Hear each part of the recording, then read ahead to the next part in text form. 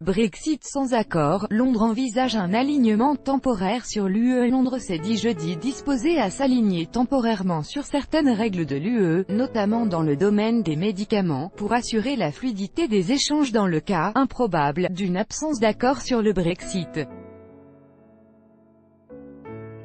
Le gouvernement britannique a publié jeudi les 25 premières notes techniques, sur un total d'environ 80 prévues d'ici fin septembre, indiquant la marche à suivre aux citoyens et aux milieux d'affaires en cas d'absence d'accord avec l'UE pour organiser leur divorce, programmé le 29 mars 2019. Sans nouvel accord commercial, le Royaume-Uni se verrait appliquer les règles de l'Organisation mondiale du commerce, OMC, synonyme de barrières douanières et tarifaires. Londres et Bruxelles sont censés parvenir à un accord d'ici au sommet européen d'octobre pour pouvoir organiser le retrait britannique de l'UE, mais les négociations patinent, suscitant des craintes d'une absence d'accord. Une éventualité toutefois jugée improbable par le ministre britannique chargé du Brexit, Dominic Raab, lors d'un discours à Londres. Nous augmentons le rythme et l'intensité de nos négociations, et je suis confiant qu'un bon accord est à notre portée, a assuré le ministre, qui s'entretiendra à nouveau avec le négociateur en chef de l'UE, Michel Barnier, la semaine prochaine à Bruxelles. Première priorité, trouver un accord avec l'UE sur le divorce reste notre toute première priorité, a-t-il assuré, avançant que environ 80% de l'accord de retrait avait été approuvé. Calendrier du Brexit. Copyright AFP, Gillian HANDYSID. Londres estime toutefois nécessaire de parer à l'éventualité d'une absence d'accord en publiant des notes pratiques et proportionnées, destinées à éviter, atténuer ou gérer le risque de toute perturbation potentielle à court terme, a expliqué Dominic Raab. Mais selon Bruxelles, il y aura des perturbations quoi qu'il arrive, nous travaillons de manière constructive pour atteindre un accord, a commenté un porte-parole, Alexander Winterstein. Mais, il est évident également que le retrait du Royaume-Uni va de toute façon causer des perturbations, avec ou sans accord, et c'est pourquoi tout le monde, et particulièrement les opérateurs économiques, doit être prêt. Dominic Raab a souligné que le but premier de Londres était de faciliter la continuité et le bon déroulement des affaires, des transports, des infrastructures, de la recherche, des programmes d'aide et des flux de financement provenant précédemment de l'UE.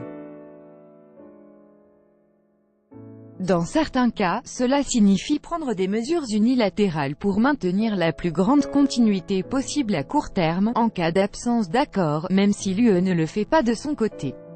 Il a cité l'exemple d'un alignement temporaire sur l'UE dans le domaine des médicaments, en reconnaissant les tests européens. Il a demandé à Bruxelles de faire de même pour les médicaments produits au Royaume-Uni.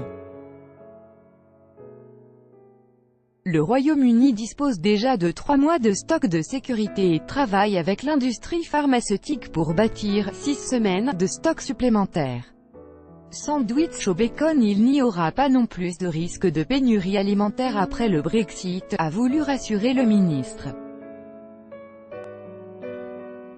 Nous avons présenté des mesures pratiques pour atténuer tout risque de perturbation dans les approvisionnements, lesquels proviennent à 30% de l'UE et à 20% du reste du monde, l'autre moitié étant assurée au sein du Royaume-Uni, notamment en reconnaissant les normes alimentaires européennes. Laissez-moi donc vous rassurer, contrairement à ce qui est largement affirmé, vous continuerez à pouvoir savourer un BLT, sandwich bacon salade tomate, NDLR, après le Brexit. Et nous n'avons aucune intention de déployer l'armée pour maintenir les approvisionnements en nourriture. En revanche, les Britanniques doivent s'attendre à une hausse des coûts bancaires et des procédures plus lentes pour leurs transactions avec le continent ou leurs achats en ligne, prévient le gouvernement. Les entreprises commerçant avec l'UE peuvent elles aussi s'attendre à une hausse de leurs coûts et de la paperasse. Une fois sortis de l'UE, nous serons libres de diverger des règles communes, a affirmé Dominic Raab.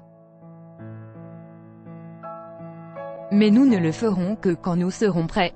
Catherine McGuinness, une responsable de la City of London Corporation, qui représente la place financière britannique, a salué la mise en place de « mesures protégeant des impacts négatifs » d'une absence d'accord et a appelé l'UE à faire de même, tout comme l'industrie pharmaceutique britannique, ABPI, pour Frances O'Grady, secrétaire générale de la Confédération syndicale TUC. Ces notes confirment que l'absence d'accord n'est pas une option crédible. Tout droit de reproduction et de représentation réservé, copyright 2018, Agence France Presse.